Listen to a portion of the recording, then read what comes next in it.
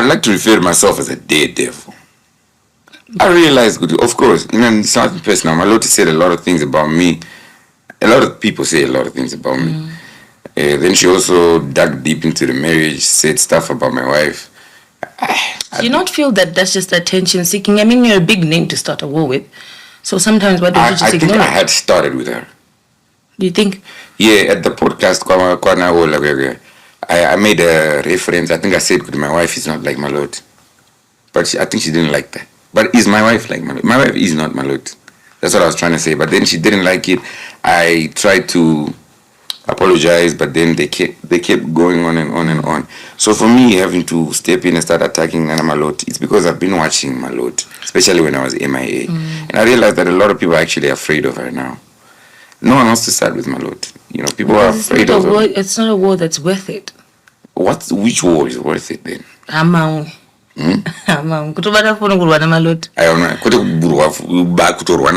But people are just afraid of her. You can definitely remove me from that list. But anyway, are you sure you want to go 1v1 with Malot? I'm not the one being interviewed. I like that. I'm not the one being interviewed.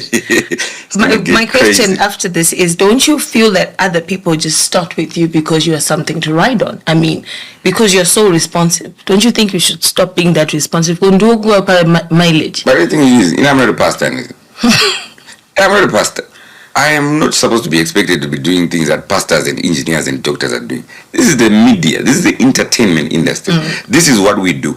The only thing that I feel like you can also cross from my boundaries is kuno, because some of us are the leaders of the youth and the speakers of the truth, and kids are watching and everything. So some of the language that is used in the display of certain substances, but should people be on lives dissing each other, talking? I'm with that. People should respond. I mean, I never more again. Neither am I Wingy. I am going to respond.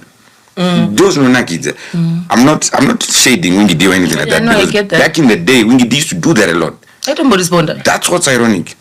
Wingy would battle with you on stage, embarrass you in front of everyone. Right. Come for you. You should look into some of his old files. He was the scariest nigga that you could ever beef with. Wingy D. I could zika me, I could get a pass.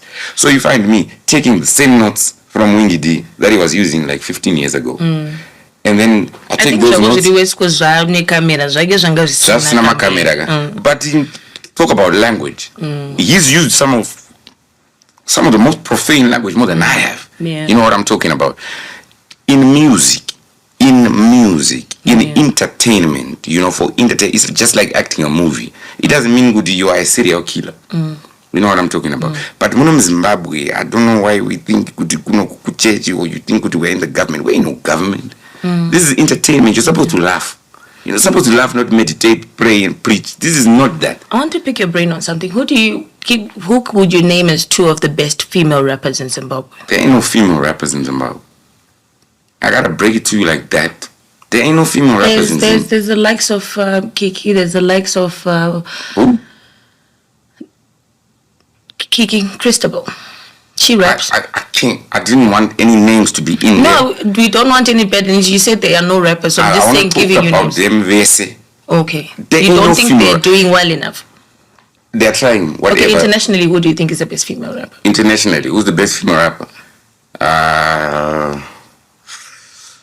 I'll give it to Megan. Okay, so at least you've got a scope of good female rappers. Let's leave it there. You've got an album that's out. What do you expect? How many people are featured on the album? I've got what? An album that's out. Oh, yeah. 11 tracks. Yeah, 11 tracks. Featured some of my people. Vanafeli Nandi. Oh, yeah. Nyasha David. Script Mula on today. Jack Miles.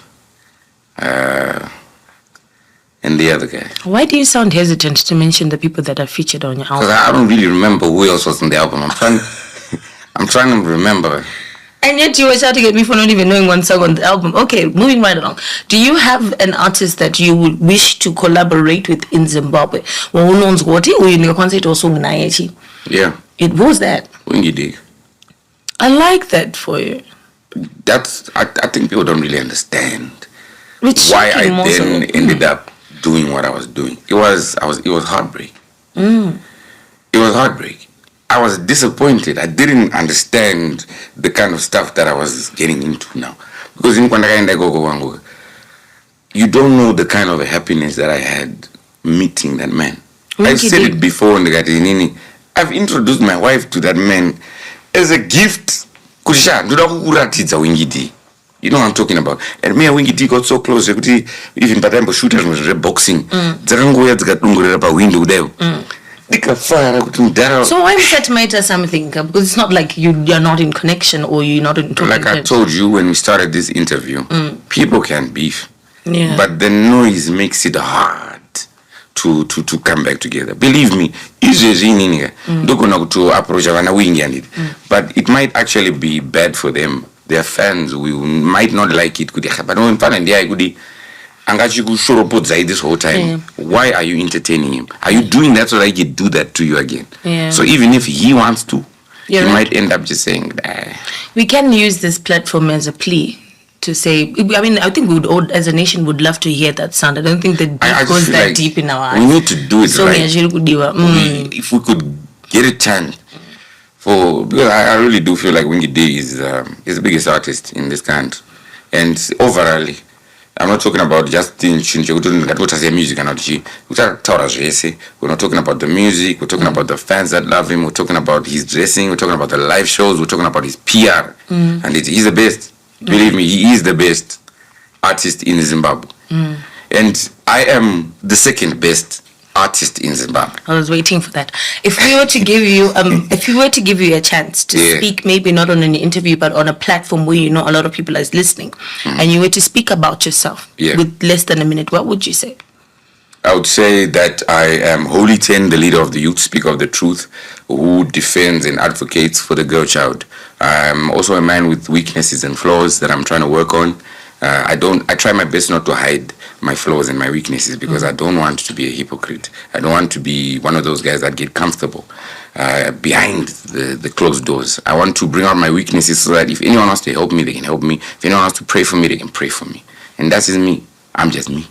I like that, and thank you. That was the 1 minute, and there you go. Explained himself, and I do hope that it's accepted in our hearts. At Holy 10, this is it, and looking forward to seeing and hearing more on the new album, and hopefully Winky D a song. Definitely, I'm going to be advocating for that.